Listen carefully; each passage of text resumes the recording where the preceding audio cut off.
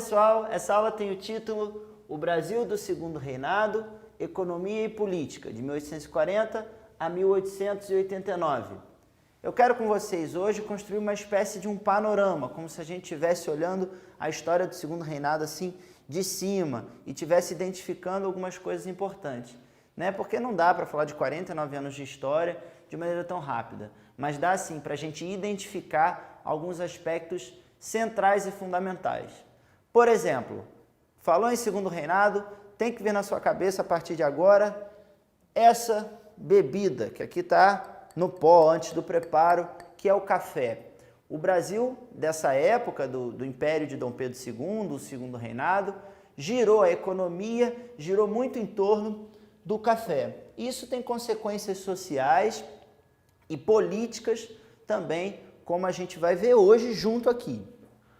Aqui no quadro, olha, destaquei para vocês a bandeira lá do Império Brasileiro, essa plantinha, né, do café e uma coisa muito fundamental, um esquema aqui para ajudar a gente a entender esse período.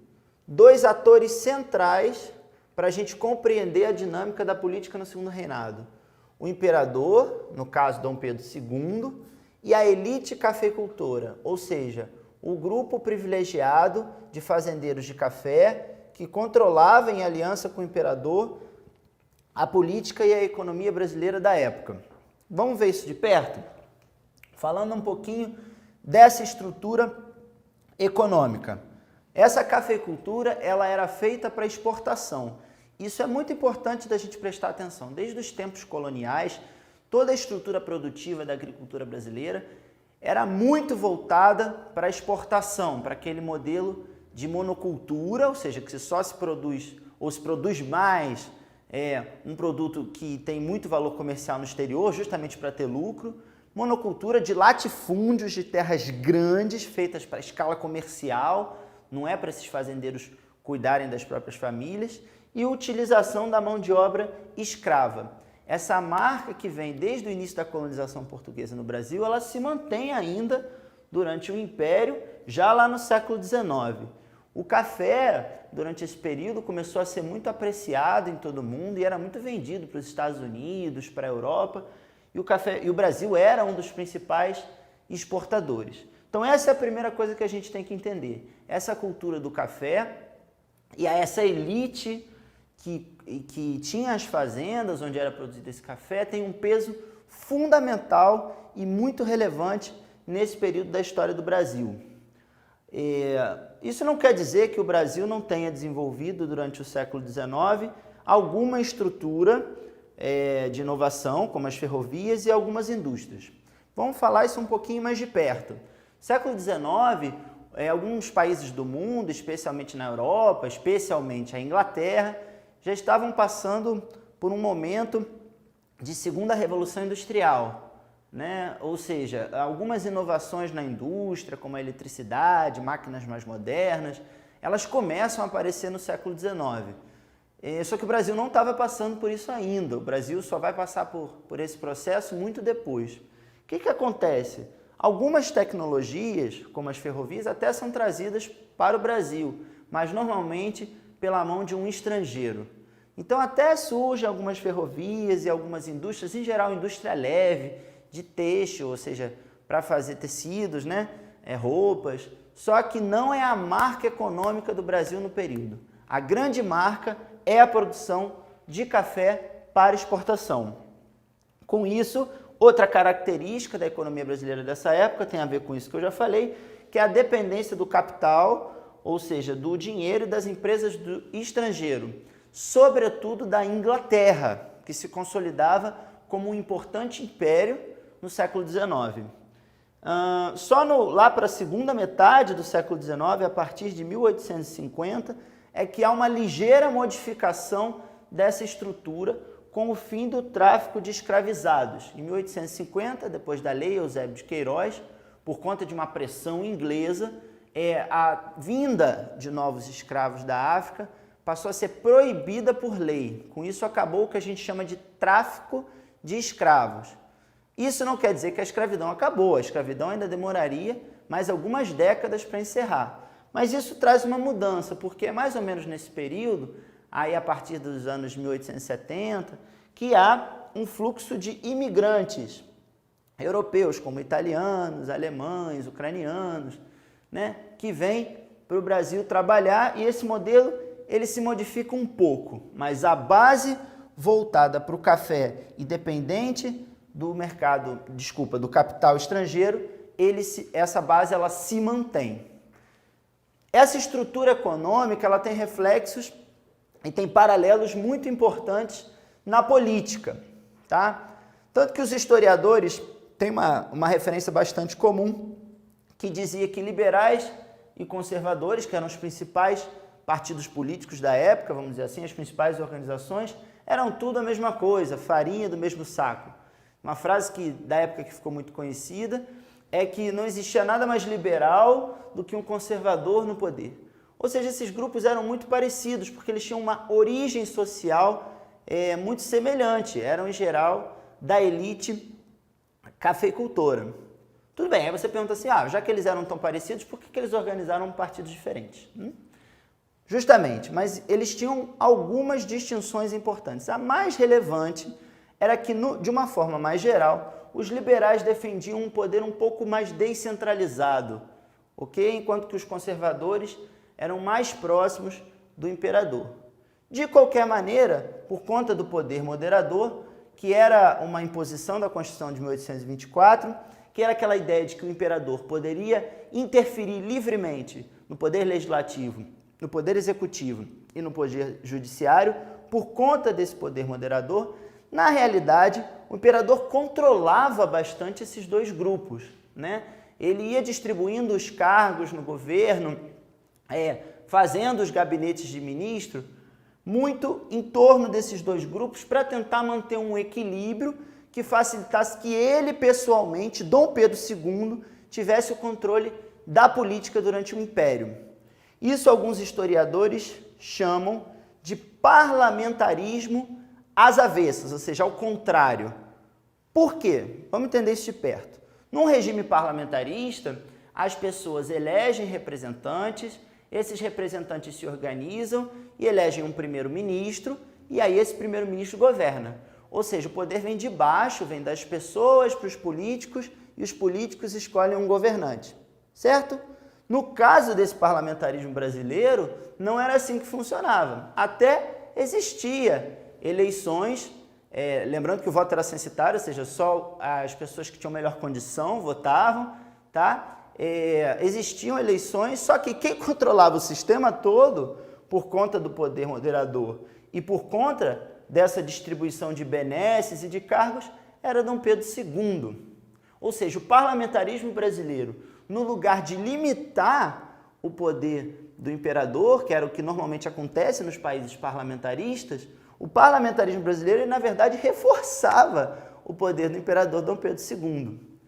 Por conta desse conjunto de características, né, da mesma origem social, da classe política, da centralização do poder nas mãos do imperador por meio do poder moderador, por conta dessas características políticas, a gente ressalta que esse sistema ele era extremamente elitista, ou seja, ele contribuía para que as desigualdades se reproduzissem, continuassem.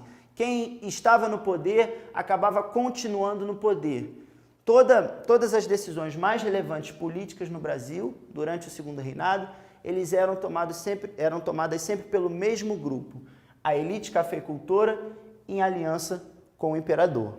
Esse equilíbrio na política, ele só muda um pouco com um acontecimento bastante relevante do Segundo Reinado, que foi a Guerra do Paraguai. A gente vai falar agora um pouquinho mais sobre esse assunto, mas para isso eu vou precisar mudar o quadro. Me acompanha.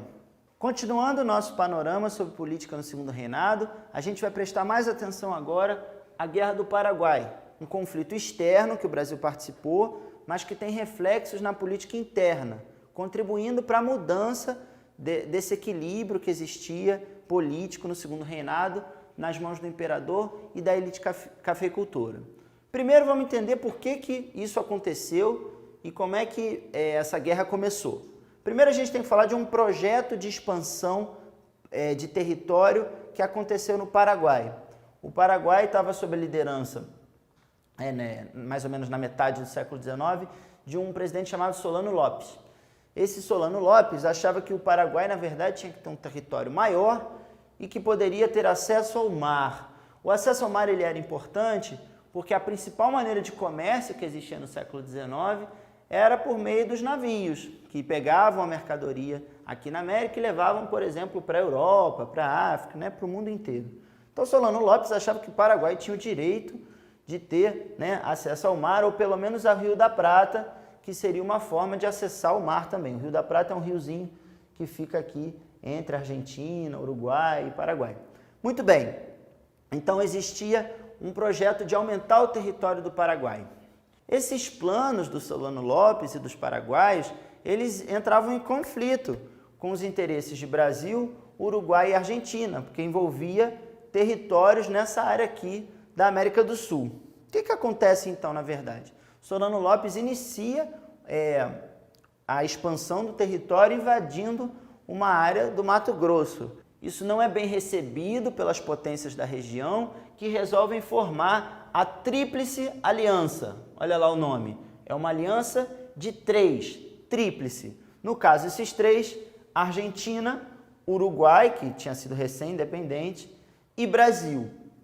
Isso é interessante porque foi um dos maiores confrontos desse continente, a Guerra do Paraguai, e existe uma disputa de versões com relação a como contar essa guerra. Por isso que eu coloquei essa perguntinha aqui para a gente refletir. A guerra do Paraguai ou da Tríplice Aliança? Ou seja, quem provocou a guerra? Isso porque lá no Paraguai eles estudam esse conflito com o nome de Guerra da Tríplice Aliança, como se na verdade essa tríplice tivesse provocado o conflito. Enquanto que aqui a gente tende a exaltar a participação das tropas brasileiras e chama a guerra de Guerra do Paraguai. Isso é legal a gente ressaltar, porque a maneira que a gente conta a história faz toda a diferença. De toda forma, seja de um nome ou de outro, esse conflito teve algumas consequências que são importantes a gente discutir. Primeiro, foi o extermínio de grande parte da população masculina adulta, sobretudo do Paraguai. A guerra foi violentíssima. Isso é interessante a gente pensar, porque a gente tem uma ideia de que a história brasileira ou a história da América do Sul foi tranquila, e não é bem assim. Foi um conflito bastante violento. Isso contribuiu também, do ponto de vista das fronteiras, da geopolítica, para o atual desenho de fronteiras aqui nessa região da América do Sul. Tá? Internamente, quais foram os principais reflexos desse conflito dentro do Brasil? Vários, né? No primeiro momento ele funciona como uma propaganda para o imperador, porque o Brasil vence a guerra, mas tem algumas consequências relevantes que a gente precisa destacar. Um outro ator político, além do imperador e da elite cafeicultora, ele aparece na cena brasileira, que é o Exército. Por conta da vitória na Guerra do Paraguai, o Exército, os militares brasileiros, começam a apitar mais na política, eles começam a participar mais da política. Uns, inclusive, com ideias republicanas, que eram contra os interesses do imperador. Esse confronto externo teve desdobramentos internos no Brasil e eu vou destacar pelo menos 3. O primeiro é que o imperador utiliza a vitória na guerra como uma forma de publicidade, digamos assim, né? Se é que a gente pode usar essa palavra, propaganda do governo. O segundo, muito importante, é que por conta da vitória, o prestígio das Forças Armadas, especialmente do Exército, cresce muito e os membros do Exército começam a participar ativamente da política brasileira nesse momento, inclusive alguns com ideias republicanas, contra o interesse do imperador. Então não é mais só o imperador e a elite cafeicultora que apitam na política brasileira. O Exército passa a participar de maneira muito atuante. Outra coisa que a gente precisa destacar na Guerra do Paraguai é a participação dos negros, que foi muito grande e foi decisiva para a vitória brasileira no conflito. Essa participação, ela ajudou a aumentar o debate em torno da abolição da escravidão, que domina a cena brasileira, sobretudo a partir da década de 1870. Bom, gente, é isso. Eu espero que eu tenha ajudado vocês a estudarem. Até uma próxima.